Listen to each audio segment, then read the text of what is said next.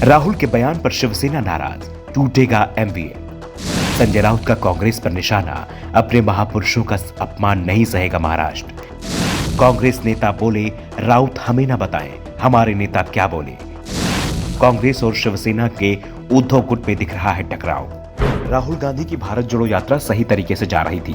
महंगाई, बेरोजगारी, किसानों के मुद्दे, महिलाओं पर बढ़ रहे अत्याचार जैसे मुद्दे उठाए जा रहे थे, जिसका जवाब बीजेपी के नेता नहीं दे पा रहे थे। भारत जोड़ो यात्रा में अच्छी भीड़ भी जुट रही है। जो मीडिया चैनल शुरुआत में यात्रा को पर्यटन टूर बता रहे थे, उनके सुर भी बदलने लगे हैं। राहुल गांधी को पप्पू बताने वाले बीजेपी नेताओं की जुबान भी बंद दिख रही थी। राहुल गांधी का नाम तक लेना बीजेपी नेताओं ने बंद कर दिया था। साफ था कि राहुल गांधी की यात्रा को सफलता मिल रही थी, जिसकी उम्मीद खुद कांग्रेस ने भी नहीं की थी। सब कुछ अच्छा चल रहा था। ऐसे में राहुल गांधी ने अचानक सावरकर का मुद्दा उठा दिया। सबसे पहले 15 नवंबर को हिंगोली में भगवान बिरसा मुंडा की जयंती पर उठाया।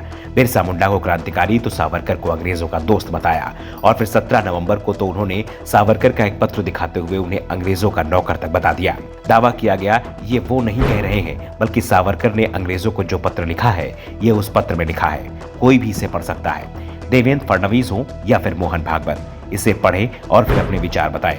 राहुल के बयान से महाविकास अघाड़ी गठबंधन में भी फूट पड़ गई है। शिवसेना राहुल के बयान पर फूट पड़ी है। शिवसेना से उद्धव गुट के सांसद संजय राउत ने कहा कि राहुल गांधी को इस तरह के मुद्दे उठाने की कोई जरूरत नहीं थी। सावरकर का मराठियों में बहुत सम्मान है और मराठियों को ठेस पहुंचाने वाली बातें राहुल गांधी को महाराष्ट्र की जमीन से नहीं करनी चाहिए। सावरकर हमारे लिए आदर्श है, उनके खिलाफ बयान महाराष्ट्र बर्दाश्त नहीं करेगा। इससे महाविकास अघाड़ी में भी फूट पड़ सकती है। राउत राहुल के बयान को पूरी तरह से गैर जरूरी और बर्दाश्त न करने योग्य बता रहे थे, तो कांग्रेस ने राउत को ही अपनी जुबान बंद रखने को कह दिया। कांग्रेस के पूर्व प्रदेश अध्यक्ष माणिक राव ठाकरे ने कहा कि महाविकास अघाड़ी का गठन चुनाव के लिए नहीं हुआ था और न ही शिवसेना के साथ मिलकर कांग्रेस ने चुनाव लड़ा था। महाविकास अघाड़ी सरकार बनाने के लिए बनी थी। जब इस गठबंधन को बनाया गया तो तय किया गया बीजेपी को बाहर रखने के लिए एक कॉमन मिनिमम प्रोग्राम बनाया जाएगा। सभी को उसका पालन करना था। इसमें कहीं नहीं कहा गया था कि पार्टियां अपनी विचारधारा को साइड में रख देंगी। किसी भी पार्टी से उसकी विचारधारा को छोड़ने के लिए नहीं कहा गया था। राउत की अपनी पार्टी है, उनके अपने विचार हो सकते हैं, लेकिन जरूरी नहीं कि हम उससे सहमत हों। हमारी पार्टी के नेता अपने विचार रख सकते हैं, इसमें कुछ भी गलत नहीं है। और अगर कोई विवाद हो भी रहा है तो उसके लिए सार्वजनिक बयानबाजी की जरूरत नहीं है। हम बातचीत से समस्याएं सुलझा सकते हैं।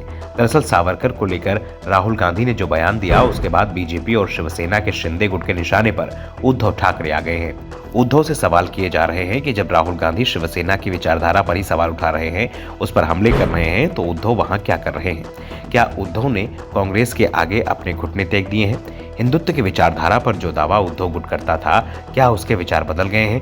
दरअसल उद्धव ठाकरे की सबसे बड़ी चिंता बीएमसी चुनाव को लेकर है, जिसका ऐलान कभी भी हो सकता है। बीएमसी में 2.5 दशक से शिवसेना का दबदबा चला आ रहा था, लेकिन पार्टी में हुई टूट के बाद ये दबदबा भी कमजोर पड़ता दिख रहा है। ऊपर से राहुल गांधी के सावरकर पर दिए गए बयान ने उद्धव ठाकरे को पूरी तरह से बैकफुट पर धकेल दिया है। ब्यूरो रिपोर्ट, द नव दर्पण न्यूज।